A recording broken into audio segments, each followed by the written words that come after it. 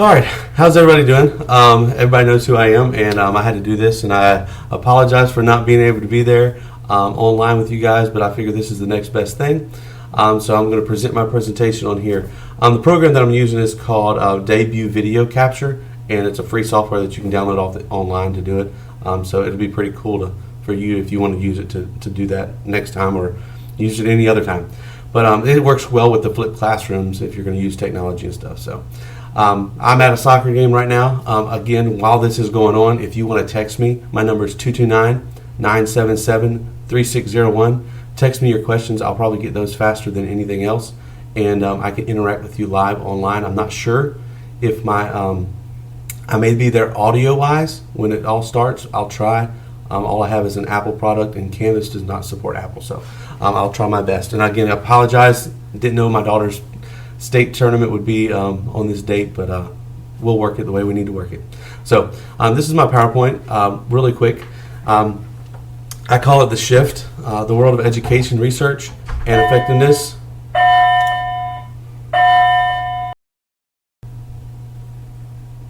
Sorry about that. I had an interruption.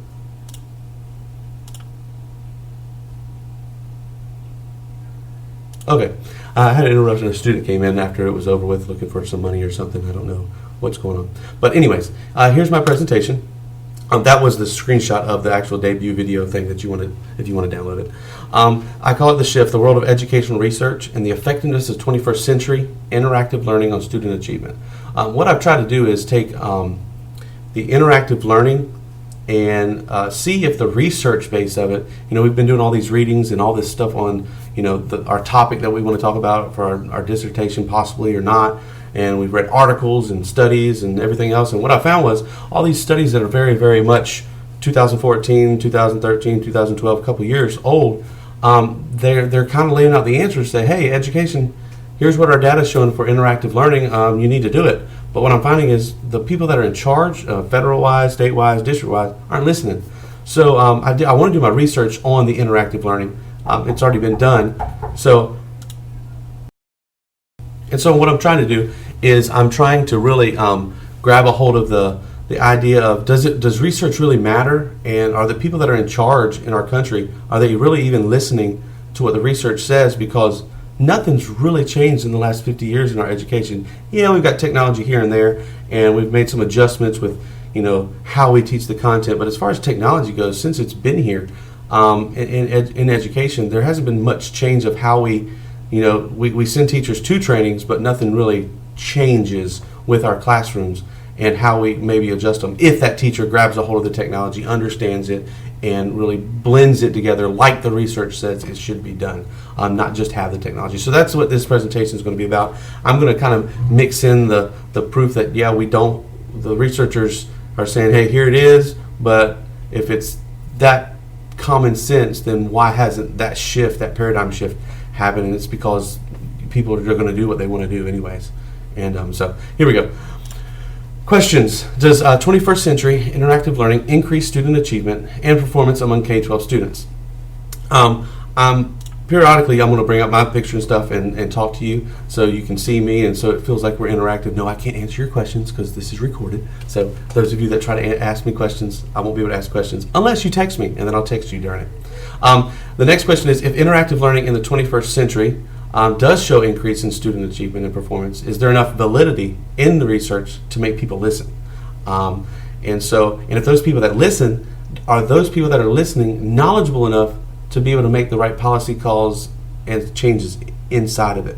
The next thing is, does research methods of past and present provide enough evidence to support a paradigm shift in our educational stigma, or is it a pointless act of finding answers only to continue a revolving door syndrome in the educational research platform? So in other words, everything in education everybody says is a revolving door. It just goes around and on. Well, that has to stop at some point, especially when we got research things that say, hey, this is not what you need to be doing. If you do this, this works. And so the trying to find out if the research has enough evidence to say, did you research on a broad spectrum, or was it like 10 kids? And will this 10-kid research work on a large scale?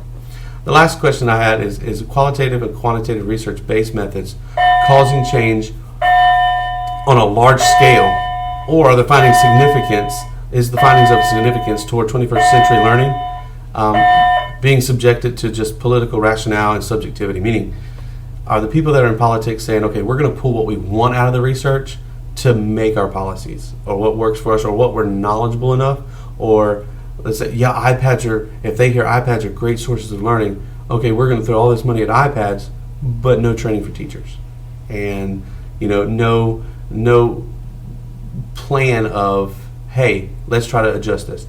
So these are my research questions that I'm interested in, and most of the research is found in the post-secondary, meaning college and stuff, and I'm going to talk a little bit about that later, but I'm focusing on the K-12, and I'll probably break it down as my research expands and grows to K-5, but this is a start of my questions. So my next slide is educational research defined. When I want to look at researching something, I've always been one to look back to see what does it all mean. So this was educational research, the application of systematic methods and techniques that helps researchers and practitioners to understand and enhance the teaching learning process. So the people that are researching and the people that are putting the research into practice, meaning us or administrators, is there enough? Are we applying what the systematic methods are? So, educational research, when I do my research on 21st century learning, interactive-wise, is it being done systematically enough after the research? Or, again, people not knowledgeable enough and don't want to do it. So,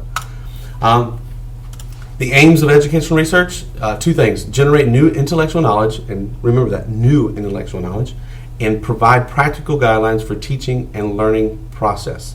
So when I think of educational research and the aims of it and the definition of it, it tells me that, back to my other thing, is research really providing enough to make a paradigm shift, and are people even listening?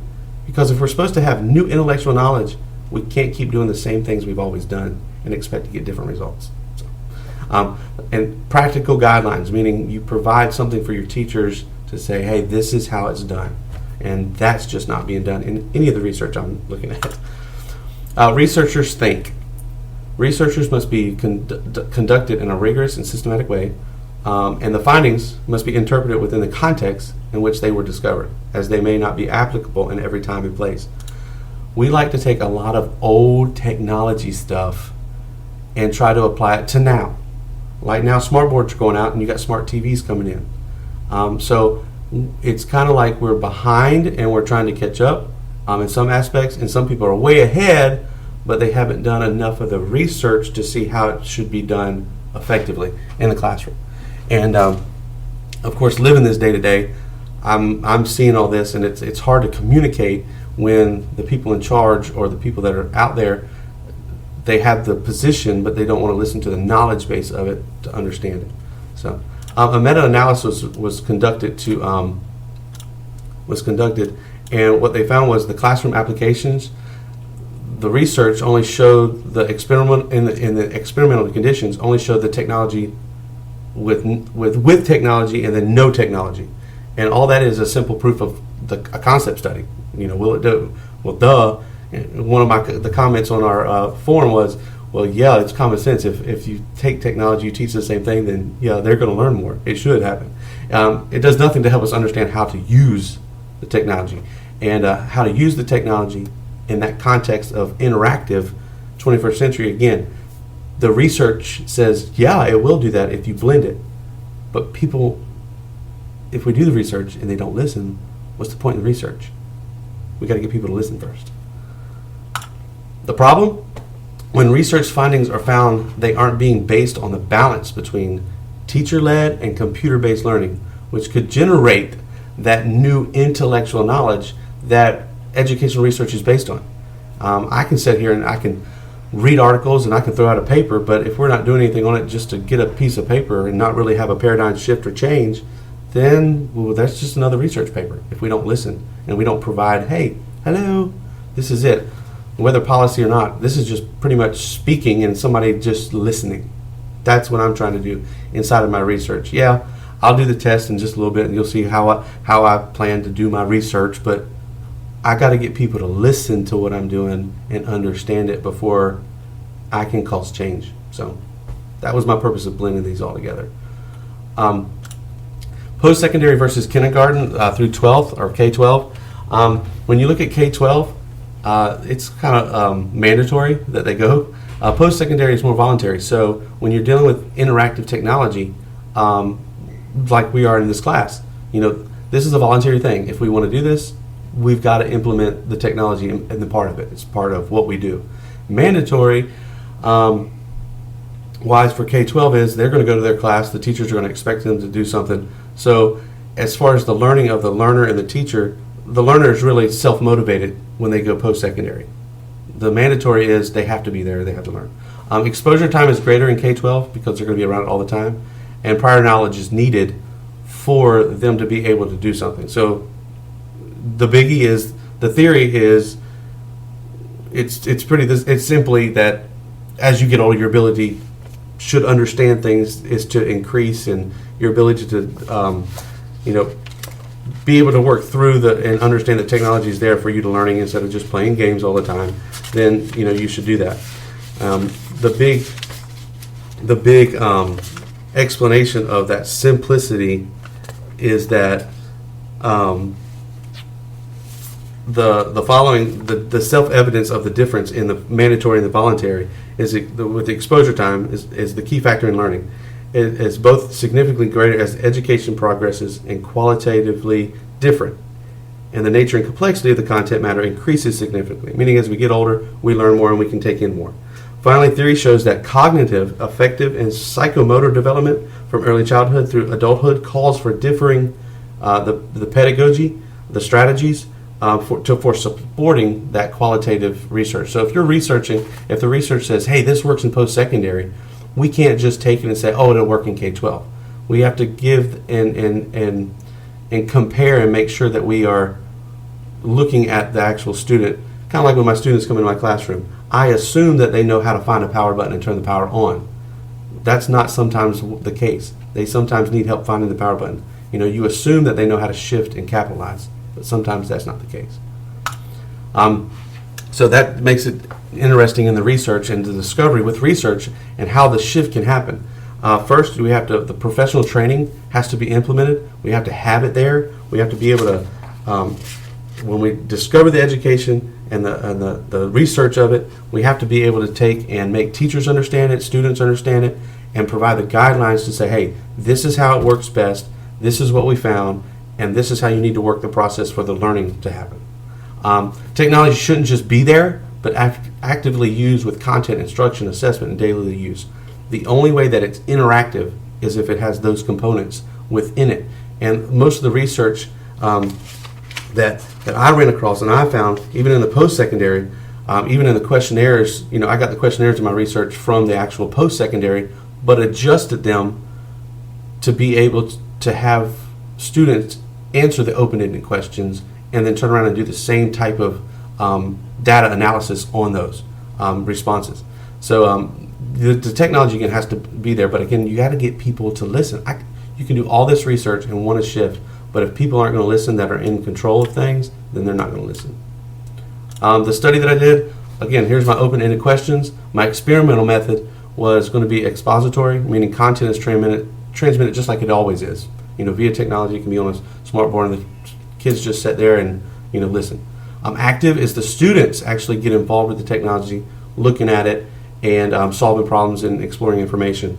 And then they take in the interactive step of this is the technology mediates all of the learning, meaning the teacher teaches the content through technology, then the students get the technology and actually learn it through the technology and through what the teacher asks them to do, and the teacher models how to use the technology. What I'm doing now, and that is definitely a difference in trying to get people to understand the change of it. But it really is, it causes the learning to really increase rather than decrease. But if you're just using the technology and they're just sitting on it and you have no guidance, the research shows that you're not going to have any lasting effects, or if any growth. So that's the part of the study that I want to do is I want to take 3 3 different type of learning environments throughout the day and just do it. And I can actually do this in my system right now. Mrs. Staff, please come back off and vote for the Employee of the Month, please, if you have not done so. You see that I'm trying to do this at school. And so that's the important part of this, is that the study goes, and I know it's confusing. That's why this one's confusing, right? Using the example of 21st century interactive learning and affecting the student achievement and learning research, I can make an argument that research is really being done to improve our educational system. Why isn't the shift happening? Why isn't there a new paradigm? We talk about it, we hear about it, but inside of our schools, it's not really happening, whether people want to admit it or not. It's not taking place. I know in my system, and when I talk to people outside of our systems, they have it, but they're like, we just don't know how to use it. So very few are listening and then doing, meaning all this research that we do, we've got to do it in a way that people listen and try to get them to listen anyway. So I hope you enjoyed my presentation. Again, I'm sure hopefully you've been texting me throughout it, and I hope it make it too boring, but I appreciate you guys. I love being in this cohort with you guys, and I'll talk to you all later. Bye.